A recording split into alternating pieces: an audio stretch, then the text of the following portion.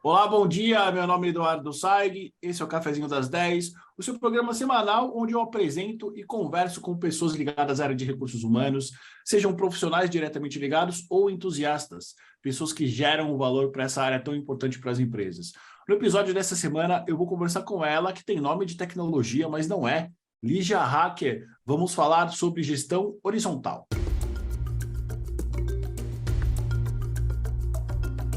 Bom dia, dona Lígia, tudo bem? Bom dia, Eduardo, tudo bem? Obrigada pelo convite. Obrigado a Muito você pela bom. presença. Lígia, você que já falou muito sobre esse tema, é um tema bastante interessante, principalmente nos dias que estamos vivendo. Mas antes da gente entrar nele, quero que você se apresente. Para quem não conhece a Lígia Hacker, que trabalha com RH, quem é a Lígia no mercado de recursos humanos? Bom, vamos lá, vou me apresentar aqui rapidamente. Então, eu sou a Lígia Hacker, é meu nome mesmo, não é artístico, vale ressaltar isso. Eu sou uma hacker de verdade, ou não. Tenho quase 20 anos em RH, comecei a minha carreira numa multinacional de bens de consumo, depois fui para uma outra multinacional do segmento químico, fiquei focada em agronegócio. Nos últimos 5 anos eu estou na área de tecnologia, numa empresa que tem um modelo de gestão bastante diferente, focado em modelo de gestão horizontal. Eu vou contar aqui um pouquinho para vocês como que isso funciona. Muito bom, Lígia. Então, já que você começou brevemente, conta para a gente o que é a gestão horizontal. Bom, vamos lá. A gestão horizontal, vou contar para vocês aqui como que é o modelo da Vagas, né? Existem vários modelos bastante diferentes aí do modelo tradicional de comando e controle. O modelo horizontal da Vagas, ele foi criado na Vagas mesmo, né? Ele foi desenvolvido lá. Ele é um modelo de gestão de poder distribuído, né? Focado, a gente tem no centro do nosso modelo de gestão a tomada de decisão. Então, a tomada de decisão é o coração, digamos assim, do nosso modelo. Por que que esse modelo existe? Eu acho que é bem importante, assim, né? Ele entra num contexto anterior dos próprios fundadores, né? De criarem uma empresa com um propósito muito claro, né? Onde ter um modelo que fosse diferente, ali fazia todo sentido com aquilo que eles queriam, e não o contrário, não é que é uma coisa que, tá na moda, vamos colocar aqui e ver como funciona. Não, sempre foi bastante autêntico esse desenvolvimento de um modelo que fosse diferente, né? Então, eu acho que o nosso modelo, ele serve ao nosso propósito, né? De uma forma bastante interessante. Então, o centro do modelo, ele é o processo de tomada de decisão, que é consensual. Então, o que isso significa? Que a gente não tem um modelo tradicional de comando e controle, a gente tem o processo de tomada de decisão, ele é compartilhado. E por que a gente faz isso? Porque a gente entende que as pessoas participarem do processo decisório contribui para uma relação diferente delas com relação ao trabalho. Então, para falar um pouquinho mais dessa tomada de decisão, eu preciso dizer para vocês que essa tomada de decisão ela consiste em 3 passos. Para qualquer decisão na empresa, a gente segue esses passos. Então, eu sempre tenho que pensar no menor e melhor grupo para aquela tomada de decisão, que tem a ver com conhecimento, com envolvimento naquele tema, e não necessariamente com o poder que aquela pessoa tem, né? Com a senioridade que aquela pessoa tem.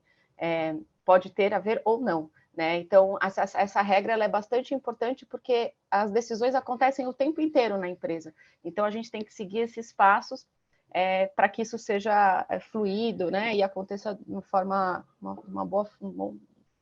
bom formato. Assim, né?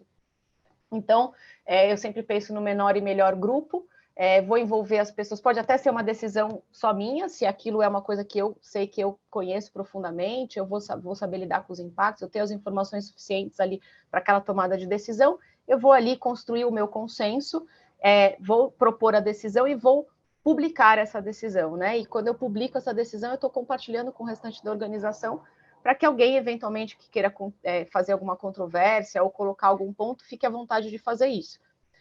Vale ressaltar aqui também, Edu, que a Vagas é uma empresa 100% remota, né? Então, a gente tem um repositório que a gente trabalha de forma síncrona, onde todas as informações estão disponíveis para as pessoas onde elas estiverem, e a gente tem um canal que a gente usa para fazer as publicações de consenso, para que isso seja dinâmico e o tempo inteiro as pessoas possam estar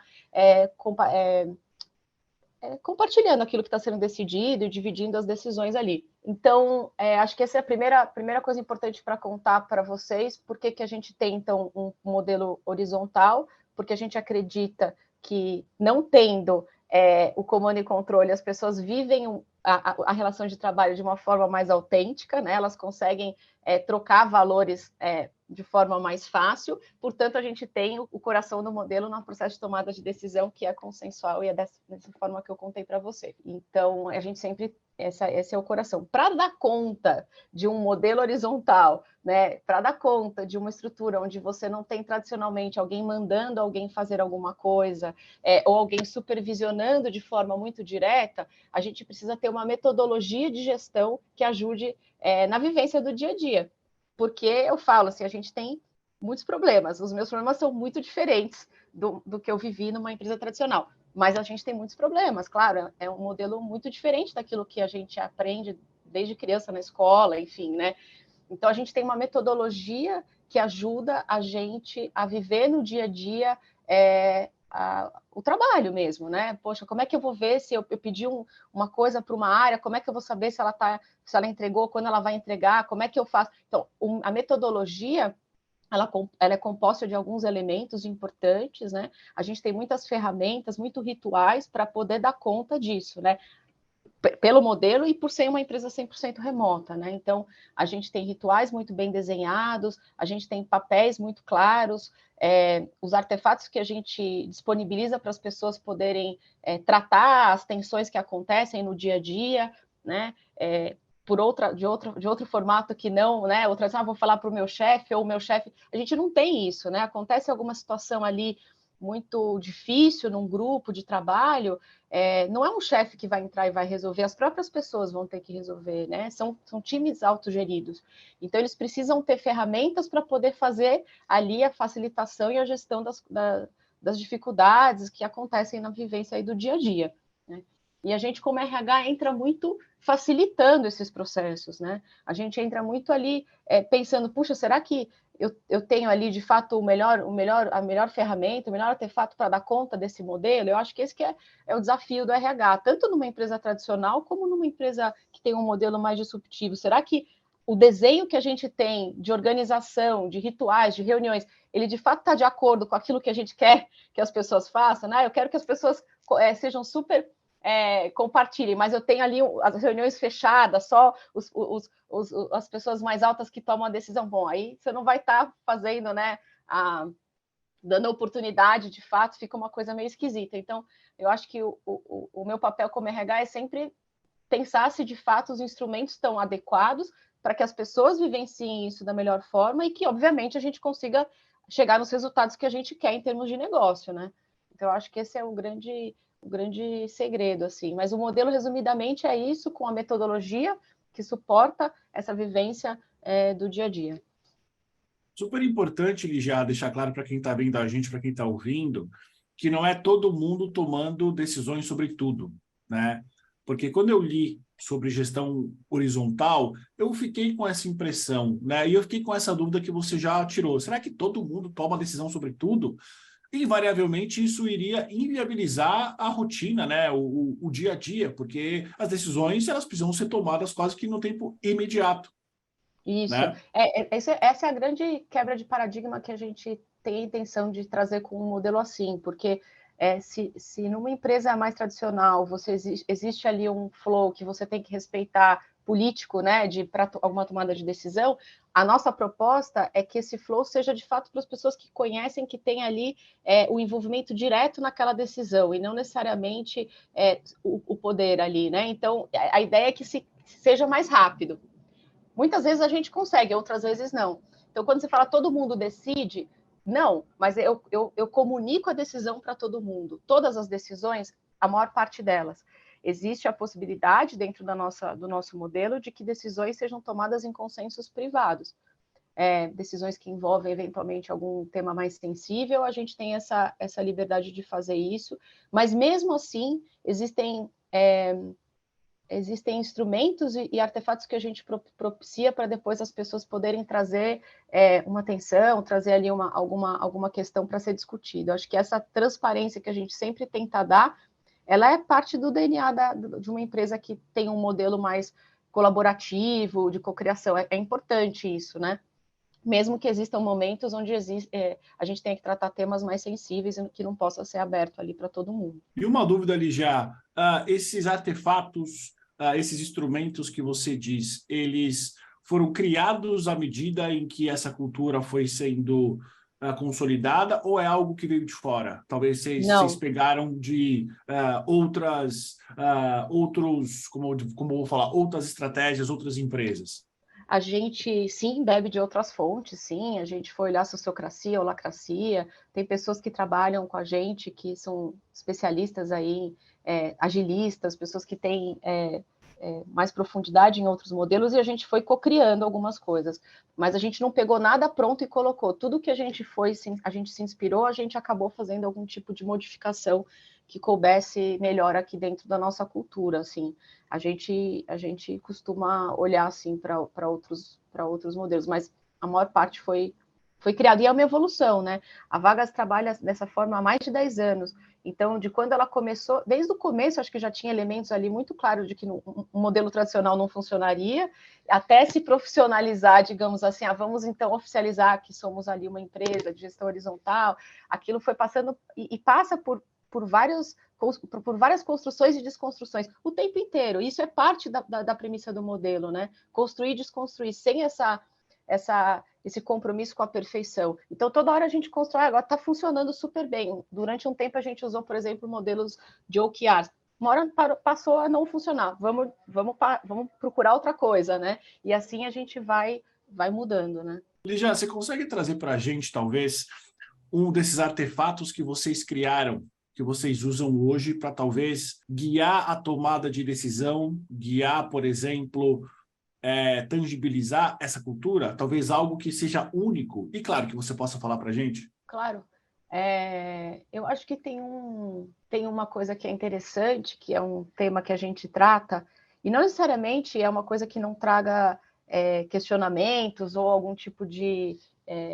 Tudo tem o seu lado bom e ruim, e é difícil, mas eu acho que é uma coisa que provoca um comportamento diferente, uma tratativa diferente para um tema tão sensível, né? A gente, obviamente, que dentro de uma gestão compartilhada, em time autogeridos, a questão de desligamentos sempre um tema muito sensível. E fazendo as pesquisas que a gente faz recorrente dentro da empresa, a gente percebeu que isso era um tema que trazia uma certa atenção para as pessoas. Poxa, os grupos adequados, a gente chama de GAC aqui dentro, né, que é o Grupo Adequado para a Construção de Consenso, quando a gente fala de desligamento, a gente não está achando que está tão legal e tal. E a gente construiu um artefato onde a gente propõe, beleza, a gente está ali num time trabalhando ali, né, num círculo trabalhando um determinado projeto, os papéis estão definidos, e aí a gente está vendo que uma pessoa não tá ali correspondendo à expectativa. O que a gente faz enquanto time? E a gente propôs um artefato onde a gente coloca desde o começo, opa, como é que você vai fazer nesse caso, né? A primeira reflexão que você faz, a segunda, a terceira, indicando beleza, até você chegar na última questão, que é a questão do desligamento. A gente tem essa intenção de tratar utopicamente, talvez, né? Até em algum momento, de que o desligamento fosse uma coisa um pouco mais.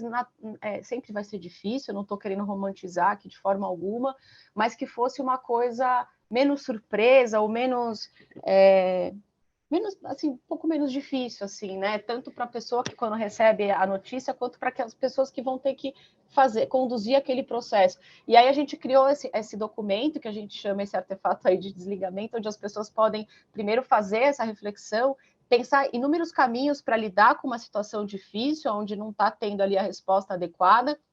Mas efetivamente, quando a gente precisa efetivar um desligamento, como ele deve ser conduzido? Então, a gente tentou deixar bem ali tangível os passos, inclusive ali quando vai efetivar o desligamento, os desligamentos, eles são conduzidos, óbvio que a gente sempre tem alguém da área de pessoas que participa, mas ele é conversado e decidido com as próprias pessoas que trabalham ali, né? Então, isso é complexo, né? A gente, muitas vezes, numa empresa tradicional, o chefe faz, não tem tanto questionamento, é meio que beleza, né? Quando a gente propõe um modelo mais colaborativo, essas questões vêm à tona, né? E a gente precisa saber tratar isso, né? E depois a gente criou um momento que a gente chama que é o plantão do desligamento, onde as pessoas podem entrar e, eventualmente, eu vi lá que a pessoa foi desligada, eu queria só entender, e a gente ali, na medida do possível, as pessoas que fizeram contam um pouco de como foi, sem expor ninguém, de forma bastante respeitosa, poder falar um pouco mais sobre o que aquilo causou e tal. Para as pessoas, às vezes é estranho, pô, mas você vai... Muitas vezes as pessoas não entram, mas só delas saberem que elas poderiam entrar e perguntar, gera um outro tipo de relação com o trabalho, com o lugar que ela trabalha. Eu não vou questionar, eu acho que eu sei, mas se eu quiser, eu posso, entendeu?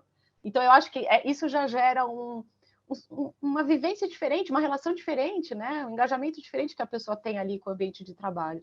De fato, ela tem uma vivência de que ela está fazendo parte daquilo e que ela pode fazer parte daquilo se ela quiser, Sim, sim. né? Uma dúvida, você falou que o Vagas.com, ela é uma empresa hoje remota, né? Vocês eram remotos antes da pandemia e como que a gestão horizontal ela funcionou para eventualmente tomadas de decisões naquele momento de pandemia onde ninguém sabia muito bem o que fazer? Tá. A Vagas, ela era bastante remota, mas não era 100% remota. Quando a pandemia começou, a gente já estava experimentando esse Anywhere Office de alguma forma. Eu, inclusive, estava na Alemanha nessa época, então a gente já tinha alguns instrumentos que facilitavam muito esse trabalho remoto, assim. Tanto que, em termos de reunião, alguns rituais que eles já aconteciam anyway, assim, né? Então, isso para a gente não foi tão traumático, assim, agora vamos fazer reuniões e tal. É claro que a gente teve que se organizar do ponto de vista desse repositório que eu falei, bom, aonde é que as pessoas pegam, onde é que a gente... Muito mais, e ainda é um desafio essa questão do trabalho assíncrono, porque a vida virou uma loucura do que, de fato, a gente já conseguia operar a empresa de forma remota mais facilmente. Mas eu acho que o desafio para a gente, eu acho que o nosso modelo facilitou no sentido de que essa transparência, né, eu lembro que na pandemia a gente foi muito transparente ali com as pessoas com relação, não poderia deixar de ser, do que estava acontecendo, as estratégias que a gente tomaria pelo próprio nosso modelo de decisão, né? Então as pessoas ficaram muito... A sensação que eu tenho, e de fato elas trouxeram isso, é que a gente passou por aquele período nebuloso, as pessoas passaram de uma forma boa, assim, porque elas confiaram que, putz, ali eles estão vendo o que está acontecendo, né? A gente conseguia, pelo nosso modelo, que já era bastante transparente, trazer, inclusive, as notícias, aquilo que estava acontecendo, né, na pandemia. Então, aquilo acalmou, assim, não era uma caixa fechada, a gente sempre tratou as coisas de forma bastante transparente. Então, aquilo apaziguou no momento difícil, com tantas dúvidas. Bom, eu sei que o meu trabalho aqui está legal, aqui não está, aqui vai acontecer, mas então foi muito bacana. A gente entrou com bastante suporte virtual, no sentido de ajuda mais para a saúde mental das pessoas naquele momento, foi importante, mas o modelo ele é muito baseado na confiança, muito menos em controle. Naquele momento, o que a gente já tinha experimentado facilitou muito, assim, quer dizer, essa coisa, eu estou em casa trabalhando, essa coisa, eu nunca tive o controle, a gente nunca teve o controle das horas das pessoas, né? Então, aquilo não era uma novidade para a gente, quer dizer, eu vou olhar o que ela está entregando, se ela, né, como ela distribui isso nessa loucura que agora está a vida, né, na pandemia, aquilo não foi uma super novidade para a gente, entendeu? Porque a gente já estava, de certa forma, acostumado a não ter tanto controle. Então, esse impacto para a gente foi menor, por conta do modelo, entendeu, Eduardo? Entendi. Lígia, nem tudo são flores, né? Você falou isso e todo mundo sabe. Todos os estilos de gestão, todas as culturas têm pontos de melhoria, né? Você que está inserida nesse tipo de gestão, que é algo muito particular e que tem funcionado, eventualmente, quais são os pontos de melhoria que a gestão horizontal tem, né? É importante a gente dizer que não tem certo e não tem errado, mas tudo pode ser melhorado. Nesse ponto, o que você acha que eventualmente pode ser melhorado? Tá. Eu acho que o modelo traz uma confusão com relação a uma certa igualdade de todo mundo com relação ao conhecimento, à maturidade profissional, que não é verdade. As pessoas, né? E a gente tem isso muito claro na nossa organização, a gente tem uma estrutura ali, né? De papéis, de complexidade de atuação, obviamente de questão salarial, muito claro, mas isso é um pouco confundido ainda, né? E isso também reverbera na questão de autoridade. Não é não ter autoridade, né? Mas essa autoridade ela pode ser diversificada, ela tem uma certa rotatividade, né? Depende dos temas, mas ela é importante que tenha, né?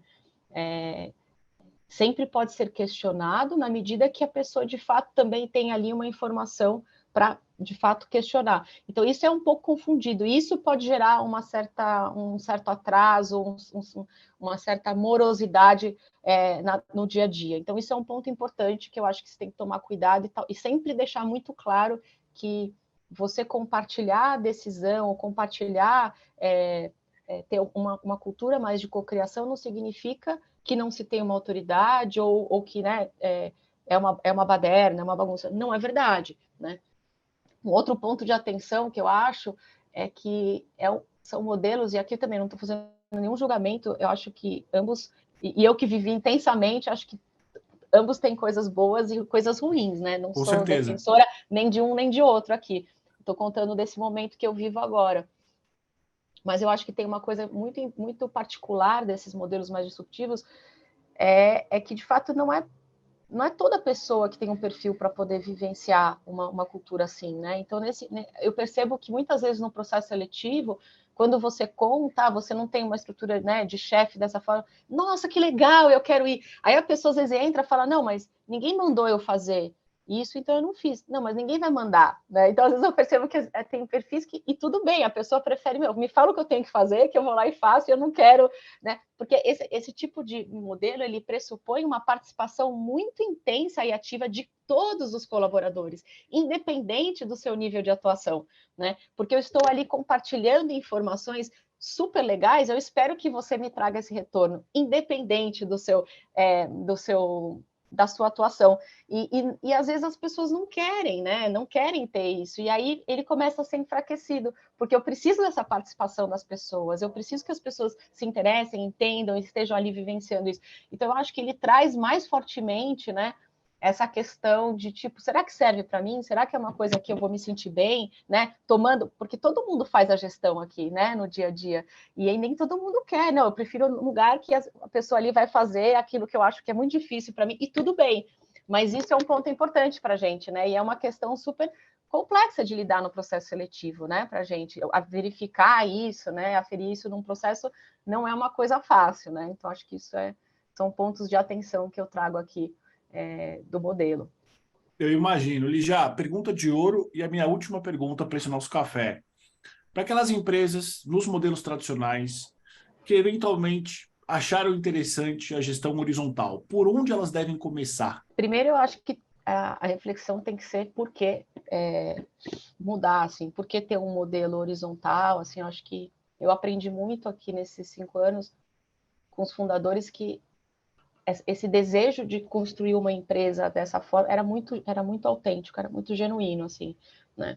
Então, procurar um modelo que fizesse sentido para os ideais deles enquanto empreendedores faria todo sentido. Então, eu acho que isso é importante. Assim, eu quero ter um modelo horizontal porque está na moda ou porque talvez não vá funcionar, né? Eu acho que qual que é o propósito da organização, o que ela de fato tem em termos de metas, de negócio? Será que ter um modelo mais colaborativo vai fazer com que ela mais rapidamente consiga isso? Que o perfil de pessoas que ela precisa ter vão curtir trabalhar desse jeito? Putz, aí vai ser super legal, né? Agora, se de repente você tem um cenário de um business que é super tem um tipo de agilidade ou de resposta que você tem que ter, de repente o comando e controle vai ser muito mais efetivo para você, né? E, inclusive, para as pessoas, com o perfil das pessoas que você vai ter que colocar para trabalhar, elas vão funcionar muito melhor dessa forma. Então, acho que essa análise, Eduardo, tem que ser feita, sabe? Qual que é o perfil, o shape do negócio, o perfil ali para saber, culturalmente, será que as pessoas que eu preciso, elas vão curtir mais, vai ser legal? E aí você pensa num formato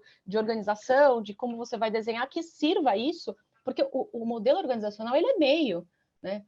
daquela cultura, daquele desafio que tem enquanto business, enquanto cultura, né, dos valores, ele é meio. Então, acho que isso que a gente precisa estar sempre atento a nessa análise, assim, putz, o que eu estou precisando agora é isso, para esse perfil vai ser legal testar isso.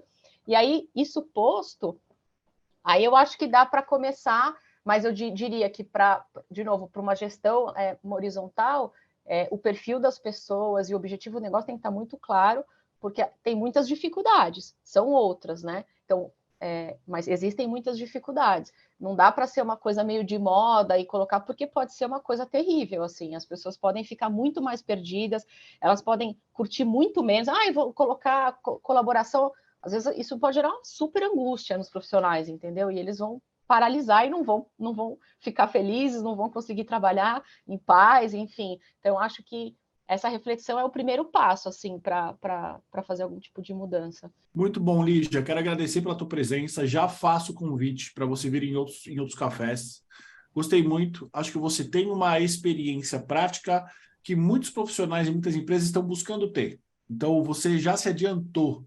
Eu acho que isso é muito interessante. E eu convido para você que está vendo a gente, está ouvindo, se conecte com a Lígia, porque ela tem muita coisa legal para falar. Obrigada, Eduardo. Foi um prazer aqui tomar esse cafezinho com você, viu? O prazer foi meu. Muito obrigado pelo seu tempo. Muito obrigado também por você ter compartilhado com a gente um pouco da sua experiência. E para você que está vendo a gente está ouvindo, bom café da manhã e até semana que vem. Tchau, tchau.